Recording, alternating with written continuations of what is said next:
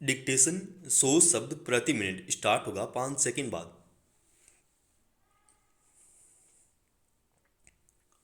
Start. एक बार फिर किसान अपनी मांगों के साथ आंदोलन करने सड़क पर उतर आए हैं। साफ है कि यह प्रश्न और उससे उपजी स्थितियों के प्रति सरकार बहुत ज्यादा सरोकार नहीं रखती। वरना क्या वजह है कि लंबे समय से अपने सवालों पर किसानों के सामने आंदोलन के अलावा कोई विकल्प नहीं बचता है और सरकार इस मसले पर कोई हल निकालने के आश्वासन से आगे कुछ ठोस करती नहीं दिखती। क्या सरकार की नज़र में किसानों के मुद्दे विचार के लायक नहीं हैं, या फिर वह इसे सुलझाने के लिए ईमानदारी से कुछ करना नहीं चाहती? गौरतलब है कि पंजाब हरियाणा की शंभू सीमा से 101 किसानों के जत्थे ने शुक्रवार को दिल्ली के लिए पैदल मार्च करना शुरू किया था, लेकिन वहां उन्हें पुलिस ने निषेधाज्ञा लागू होने का सवाल देकर रोक दिया। इसके बाद हुए हंगामे के बीच पुलिस ने आंसू गैस के गोले छोड़े, जिसमें कुछ किसानों के घायल होने की खबर आई। फिलहाल किसानों ने जत्थे को रोकने की बात कही है। कई इलाकों में इंटरनेट भी निलंबित किया गया। जाहिर है कि किसान और सरकार फिर आमने सामने है। हालांकि किसानों के प्रदर्शन के बीच राज्यसभा में सरकार की ओर से इस बात का भरोसा दिलाया गया है कि वह सभी कृषि उपज को न्यूनतम समर्थन मूल्य पर खरीदेगी। दरअसल कर्ज माफी, किसान और खेत मजदूरों के लिए पेंशन और बिजली की दरों में बढ़ोतरी न करने के अलावा किसानों की एक मुख्य मांग न्यूनतम समर्थन मूल्य की गारंटी लागू करने को लेकर है। इस लिहाज से सरकार की घोषणा महत्वपूर्ण है, मगर क्या केवल आश्वासनों के बूते समस्या का समाधान निकाला जा सकता है? यह समझना मुश्किल है कि किसानों की मांगों में न्यूनतम समर्थन मूल्य का सवाल पिछले कई वर्षों से बना हुआ है, मगर अब भी सरकार की ओर से कोई स्थायी हल निकालने के बजाय व्यावहारिक कदम उठाने का सिर्फ भरोसा दिया जाता है। जबकि 3 कृषि कानूनों के मुद्दे पर महीनों चले आंदोलन के समय भी इस समस्या के समाधान का आश्वासन दिया गया था। यही वजह है कि किसान अब इस मसले पर कानूनी गारंटी चाहते हैं। यह जग जाहिर है कि सरकार और किसानों के बीच खींचतान से जो हालात पैदा होते हैं, उससे आम लोग भी बुरी तरह प्रभावित होते हैं। किसानों के दिल्ली कूच करने या फिर उन्हें आगे बढ़ने से रोकने के लिए पुलिस की ओर से किए इंतजामों की वजह से सड़कें बाधित होती हैं। इसका खमियाजा वैसे तमाम लोगों को भुगतना पड़ता है जो अपने जरूरी काम से गंतव्य की ओर जा रहे होते हैं।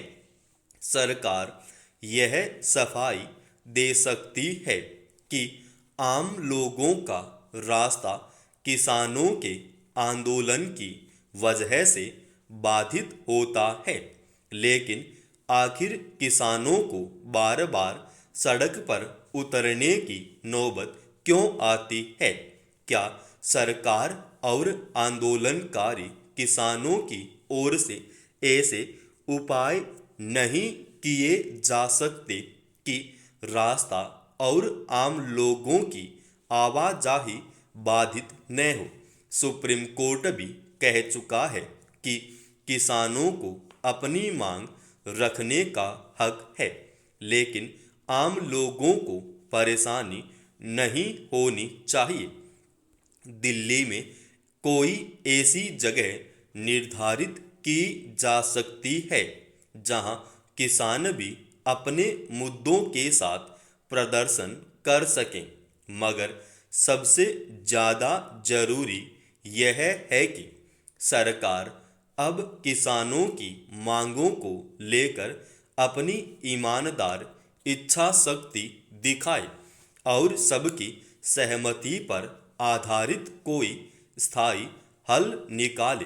भारतीय रिजर्व बैंक ने एक बार फिर रेपो दर में कोई बदलाव न करने का फैसला किया है। यह 11वीं बार है जब रेपो दर यथावत रखा गया।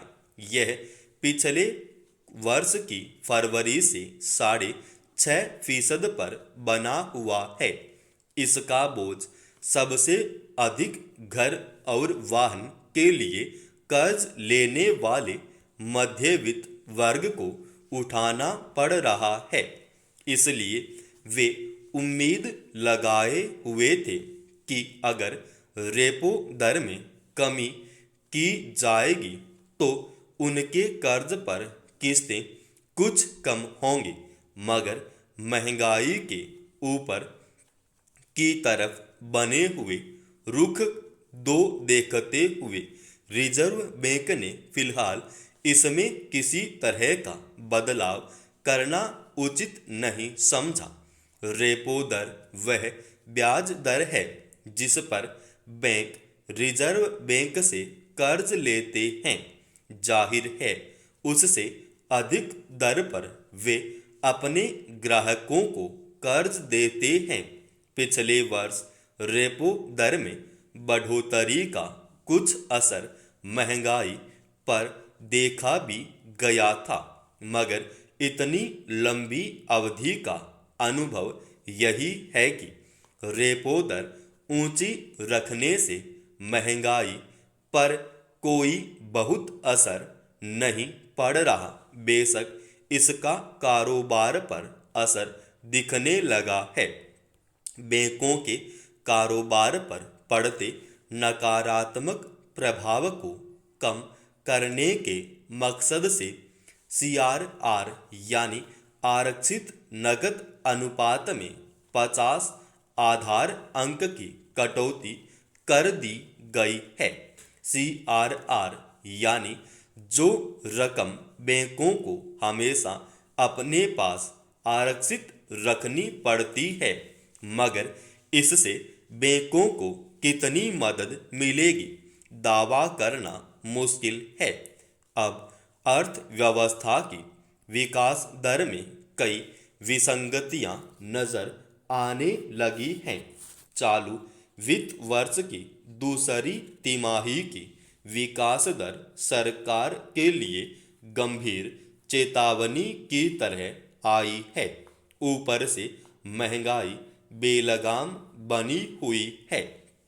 डॉलर के मुकाबले रुपए की कीमत चिंताजनक स्तर तक गिर चुकी है। विनिर्माण क्षेत्र हिचकोले खा रहा है। ऐसे में रेपो दर को यथावत रखकर महंगाई और विकास दर के बीच कैसे संतुलन बिठाया जा सकेगा, समझ से परे है। लंबे समय से लोगों की क्रय शक्ति बढ़ाने के व्यावहारिक उपाय आजमाने पर बल दिया जा रहा है, मगर सरकार तमाम दावों और वादों के बावजूद रोजगार सृजन और आय में विषमता के मोर्चे पर कोई ठोस उपाय नहीं जुटा पा रही है। समाप्त।